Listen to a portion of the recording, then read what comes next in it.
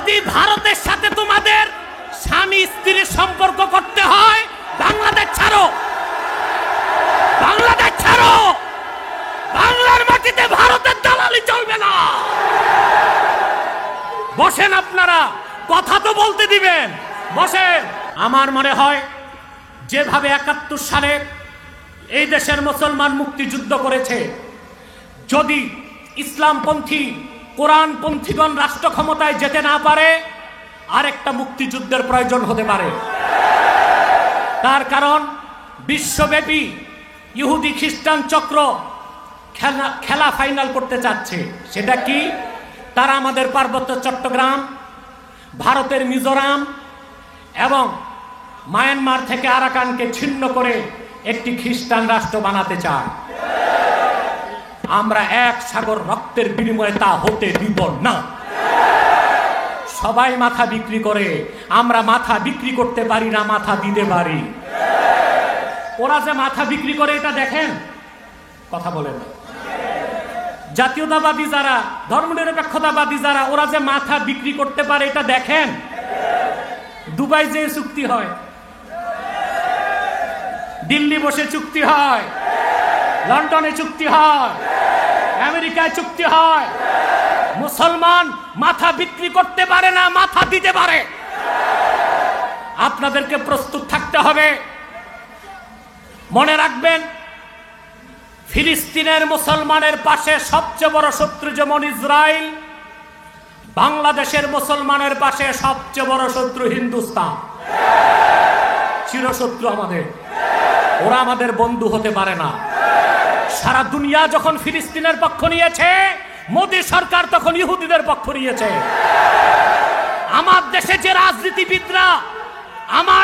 যে রাজনীতিবিদরা, যেই ভারত ইসরায়েলের পক্ষ নিয়েছে, আগামীতে যদি কোনো নেতা ভারতের পক্ষে কথা বলে, তাকে উলঙ্গ করে জুতা বেটা করবে বাংলাদেশের মানুষ।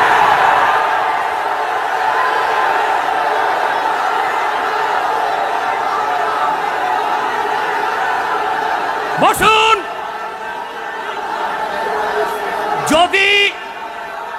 যদি ভারতের সাথে তোমাদের স্বামী স্ত্রীর সম্পর্ক করতে হয়, বাংলাদেশ ছাড়ো, বাংলাদেশ ছাড়ো।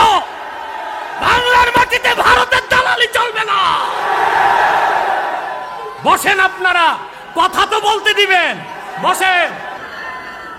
সম্মানিত সুধী, বাংলাদেশের আলো বাতাস গ্রহণ করে বাংলাদেশের মানুষের ট্যাক্স ও ভ্যাটের পয়সায় মন্ত্রী হোক, এমপি হোক, নেতা হোক, ভারতের দালালি করলে তাকে জাতীয়ভাবে বয়কট করতে হবে। ভারত আমাদের শত্রু। এই সরকার ইসরায়েলের মিত্র, ফিলিস্তিনিদের শত্রু।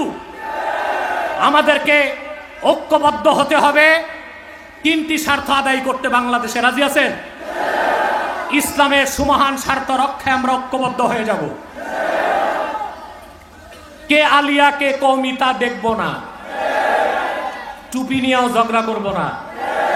কে লম্বা টুপি, কে গোল টুপি, কে 5 করলি, কে 3 করলি। আরে ভাই, মাথায় যদি না থাকে তো টুপি লাগাইবেন কই? আপনারা যেভাবে দেশ যেই দিক যাচ্ছে, দেশ বিক্রির চক্রান্ত চলছে, দর কষাকষি চলতেছে। কেউ ইসরায়েলে, কেউ পেন্টাগনে, কেউ ব্রিটেনে দর কষাকষি চলতেছে। বাংলাদেশের স্বার্থ বিক্রি করে ক্ষমতায় আসতে চায়। আমরা তৌহিদি জনতা তা দিব না, দিব না, দিব না ইনশাআল্লাহ। আমার ভাইরা বসুন। আমার ভাইরা, যদি আপনারা এইভাবে এই মুহূর্তে ঐক্যবদ্ধ না হতে পারেন, মাথায় থাকবে না, টুপি লাগাইবেন কই? টুপি তো হাঁটুতে লাগাইতে হবে, ঠিক কিনা? কয়টা স্বার্থে এক হবে? এক, ইসলামের সুমহান স্বার্থ রক্ষায় আমরা ঐক্যবদ্ধ হতে চাই। মুসলমানদের মৌলিক সমস্ত দাবি আদায় ঐক্যবদ্ধ হইতে চাই। আর বাংলাদেশের স্বাধীনতা, সার্বভৌমত্ব রক্ষায় ঐক্যবদ্ধ হইতে চাই। আমাদেরকে ইসলামের সুমহান স্বার্থ রক্ষায়, মুসলমানদের মৌলিক সমস্ত দাবি আদায়ে আর বাংলাদেশের স্বাধীনতা, সার্বভৌমত্ব রক্ষায় ঐক্যবদ্ধ আন্দোলন গড়ে তুলতে হবে।